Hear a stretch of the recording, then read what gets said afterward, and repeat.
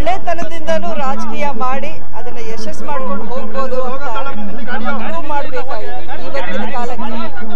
ಜನಕ್ಕೂ ಅದೇ ಬೇಕಿದೆ. ಅವರೂ ಒಂಥರ ಬೇಸರ ಆಗಿಬಿಟ್ಟಿದ್ದಾರೆ. ಇದು ಒಂದು ಈ ದ್ವೇಷದ ರಾಜಕಾರಣ, ಮೋಸದ ರಾಜಕಾರಣ, ಜಾತಿ ರಾಜಕಾರಣ, ಇದೆಲ್ಲ ಇವತ್ತಿನ ಹುಡುಗರು ಯುವಕರು ಏನಿದ್ದಾರೆ ಅವ್ರಿಗೆಲ್ಲ ಬೇಸರ ಆಗಿಬಿಟ್ಟಿದೆ.